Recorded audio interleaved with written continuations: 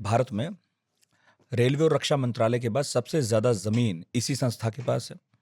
करीब 9.5 लाख एकड़। दुनिया के 30 देशों के पास इससे कम जमीन है। सोचो। तो ये जो है कभी कभार वक्फ बोर्ड को भी पता नहीं कि उनका जमीन पे हो क्या रहा है।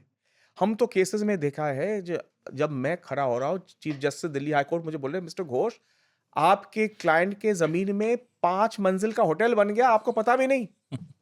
और ये मुझे कोई ये नहीं है, गुंजाइश नहीं है बोलने में कि पता नहीं, मतलब ऑफिशियली पता नहीं, अनऑफिशियली आपको पता है क्या होते हैं जो भ्रष्टाचार होते हैं, कैसे होते हैं कि ऑफिशियली मत देखो, अनऑफिशियली सब चल रहा है। आप ऐसे कह रहे हैं कि राज्य का एक बोर्ड है, उसमें बाबू भी था। हाँ। इससे पहले उसमें वक्फ में चुने गए वो भी थे, वो सब लोग थे, वो भी थे। और उनके अंडर अब बहुत सारे वक्फ आ रहे हैं पूरे सूबे के, है ना, जो भी छोटे बड़े सब बन गए। करेक्ट। उन्होंने अपनी सूचना दी, एक तो वक्फ बोर्ड है और दूसरा है वक्फ। हाँ, तो वक्फ बोर्ड सब वक्फ को कंट्रोल करते हैं, उनका ऊपर ओवरऑल सुपरवाइजर है या गार्डियन है, और नीचे छोटे या बड़े बहुत सारे वक्फ हैं। अब उनमें कौन क्या कर रहा है इसकी जानकारी रखना वक्फ बोर्ड के लिए वैसे भी मुश्किल है, क्योंकि वक्फ बहुत सारे हैं। आप ये बता रहे हैं मुश्किल नहीं है, अगर आपका नियत अच्छा है तो सब कुछ हो सकता है। जानबूझ के इन्होंने, और एक ही राज्य में, हर प्रदेश में, Uttar Pradesh has 27% of the India's वक्फ, इस राज्य में। और साथ में आप ये भी कह रहे हैं कि आप करप्शन का आरोप तो लगा रहे हैं, हाँ? लेकिन ये नहीं बता रहे हैं कि आपका बाबू भी तो बैठा है उसमें। हाँ, ऐसा थोड़ी है कि सिर्फ सिविलियन से नेता चला रहे हैं उसे तो मिल बांट के खा रहे हैं सब।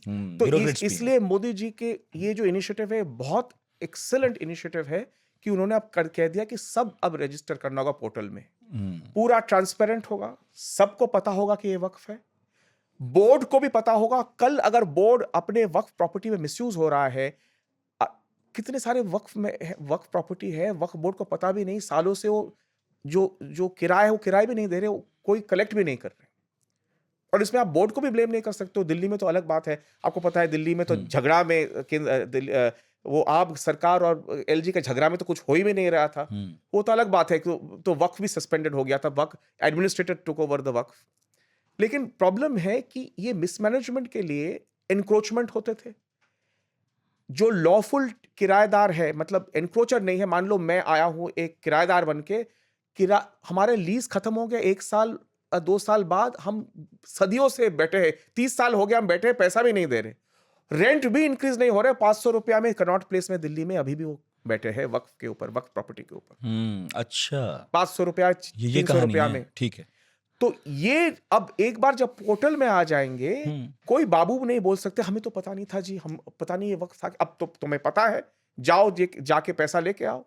उस प्रॉपर्टी के अगर एनक्रोचमेंट हो रहे हैं, हर महीने जाके देखो कि सब ठीक ठाक चल रहे हैं। तो ये जो पैसा मान लीजिए आता है या जो आ रहा था, ये पहुंचता है वक्फ बोर्ड के पास ऑफिशियली। अब देखो, अगर भ्रष्टाचार होगा तो ये जाएगा किसके पॉकेट में?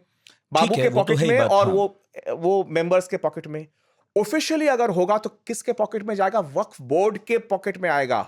और उससे वक्फ का जो मकसद है, बेवाओं को देना, यतीम को देना, मस्जिदों को सुरक्षित करना, मस्जिदों को अगर खराब हो जा रही उसको फिर से पुनर्गठित करना या उनका जो रिपेयर करना, ये सब जो काम है, जो एक्चुअल वक्फ का काम है, उस पे खर्च हो सकता है। तो ये बहुत अच्छा किया है सरकार ने।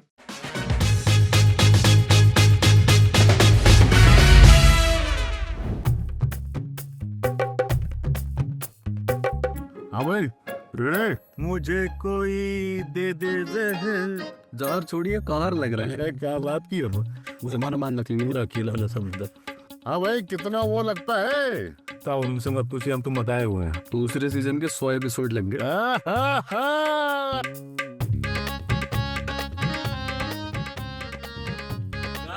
चलेगी, हवा लगेगी।